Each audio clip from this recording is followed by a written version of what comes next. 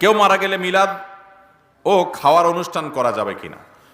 ভাইরা, মানুষ মারা যাওয়ার পর মৃত ব্যক্তির জন্য দোয়া করতে হবে। আর যেই লোক মারা গেছে তার আত্মীয় স্বজন যারা আছে, তার পরিবারের লোক যারা জীবিত আছে, তাদেরকে এলাকাবাসী খাওয়াইতে হবে। এটা হলো সুন্নাহ।